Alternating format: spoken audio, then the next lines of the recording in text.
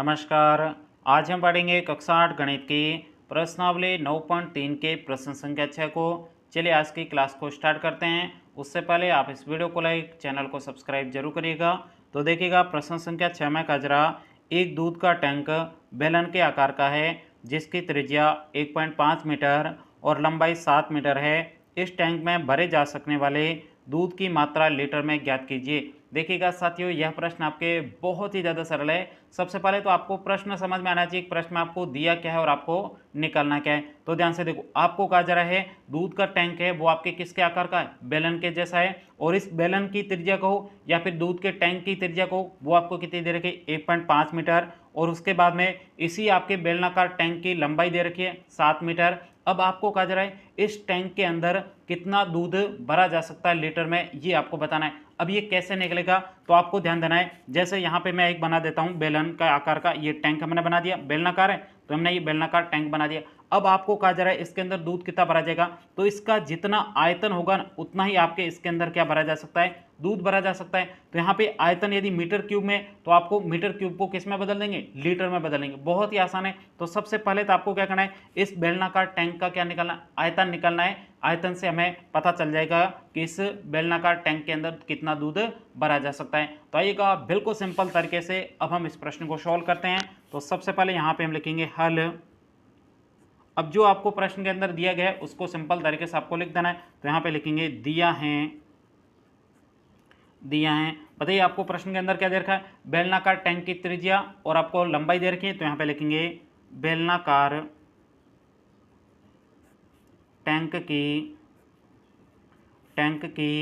त्रिज्या को कहते हैं आर बराबर दे रखा है 1.5 मीटर। ये आपको प्रश्न के अंदर दी गई। और आपको क्या दे रखा है यहाँ पे इसकी लंबाई। तो यहाँ पे देखो मैं वापस से बता दूं, ये क्या है, बेलन है। अब यदि बेलन इस प्रकार से आड़ा खड़ा है तो इसकी ये क्या हो जाएगी, लंबाई हो जाएगी। और यदि इस बेलन को ऊपर इस प्रकार से खड़ा कर दोगे तो ये इसकी क्या हो जाएगी, ऊंचाई हो जाएगी। तो ऊंचाई कहो लंबाई कहो एक ही बात होती है। और हमने सूत्र में आपको पता है बेलन के जो आपके आयतन होता है उस सूत्र में हम एच यानी ऊंचाई काम लेते हैं। तो इस लंबाई को हम क्या मानेंगे, ऊंचाई मानेंगे। ठीक है, तो यहाँ पे लिखेंगे ऊंचाई कहो लंबाई कहो एक ही बात होती है। बेलन यदि आड़ा गिरा हुआ तो लंबाई हो जाती है, तो ऊपर खड़ा कर दोगे तो ऊंचाई हो जाएगी। ऊंचाई कितनी दे रखी है, 7 मीटर। आई बात समझ में। अब कहोगे कि लंबाई नहीं लिखा है, लंबाई और ऊंचाई का मतलब बेलन में एक ही होता है। ठीक है, तो ऊंचाई कितनी दे रखी, 7 मीटर दे रखे। अब हमें क्या करना है, अब हमें सिंपल तरीके से ये जो दूध का टैंक है इसमें कितना दूध भरा जा सकता है ये आपको निकालना है। तो यहाँ पे लिखेंगे टैंक में, यहाँ पे लिखेंगे अब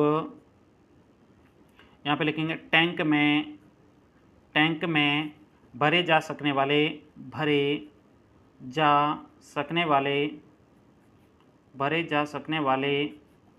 दूध की मात्रा बराबर। अब ये दूध की मात्रा कैसे निकलेगी, तो आपको पता है जितना बेलन का आयतन होगा उतना ही इसके अंदर दूध भरा जा सकता है। तो यहाँ पे लिखेंगे बेलन का आयतन बराबर। अब बताइए बेलन का आयतन का सूत्र क्या होता है, तो सूत्र आपको याद है पाई आर स्क्वायर एच होता है। अब यहाँ पे पाई का मान कितना है, 22/7। आर कितना है, तो यहाँ पे देखो आर ये रहा 1.5 मीटर। तो यहाँ पे लिखेंगे 1.5 गुणा 1.5, 2 बार क्यों लिखा, क्योंकि यहाँ पे स्क्वायर था, गुणा एच कहो या फिर लंबाई कहो ऊंचाई कहो एक ही बात होती है। यहाँ पे आपको ऊंचाई कहो लंबाई को कितनी देर 7, तो गुणा में आपके क्या हो जाएगा, 7 हो जाएगा। अब सिंपल तरीके से इसको आगे सॉल्व करना है। अब सोल्व करने के लिए यहाँ पे मैं रफ कॉपी के अंदर सोल्व कर दूँ या फिर सीधा सोल्व कर दूँ। यहाँ पे देखो ये 7 और ये 7 कट जाएगा। अब उसके बाद में यहाँ पे शेष का बचा 22। अब 15 का गुणा 15 से कर दो, कितना हो जाएगा, 225। तो यहाँ पे 225 हो जाएगा। अब उसके बाद में आपको पता है 2 स्थान बाद पॉइंट लगेगा, तो यहाँ पे ये 2 स्थान बाद हमने पॉइंट लगा दिया। अब सिंपल तरीके से आगे सोल्व करो। तो यहाँ पे देखो 22 पंजे कितना होता है, 110। तो यहाँ पे हो जाएगा, यहाँ पे 0 हो जाएगा, हासिल का 11 चला जाएगा। 22 दूनी 44, 44 और 11 आपके कितना 55, 55 का 5 लिखेंगे, हासिल का 5 चला जाएगा। 22 दूनी आपके 44, 44 और 5 कितने हो जाएगा, 49 हो जाएगा। तो यहाँ पे 49 लगा देंगे। 2 स्थान बाद पॉइंट था तो ये हमने 2 स्थान बाद पॉइंट लगा दिया। अब ये क्या निकला, बेलन का आयतन। अब यहाँ पे देखो मात्रा क्या था, मीटर क्यूब। तो यहाँ पे लिख देंगे मीटर क्यूब। ये आपके बेलन का आयतन निकल गया। अब ये बेलन का आयतन किस में निकला, मीटर क्यूब में लग रहा है।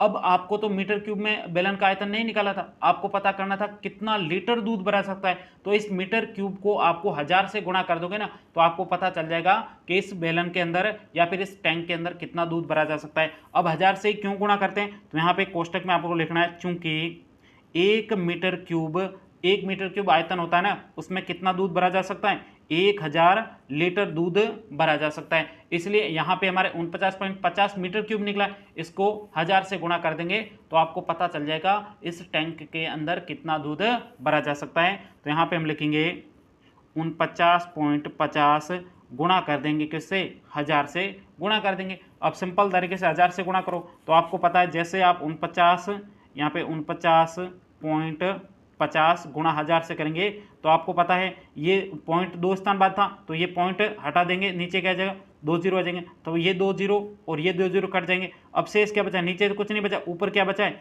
ये 49 बचा है, इसको 10 से गुणा कर देंगे, पीछे जीरो लगा देंगे तो आपके आ जाएगा 49 पीछे आपके एक जीरो आ जाएगा। तो 49,500 लीटर आपके इस टैंक के अंदर दूध भरा जा सकता है।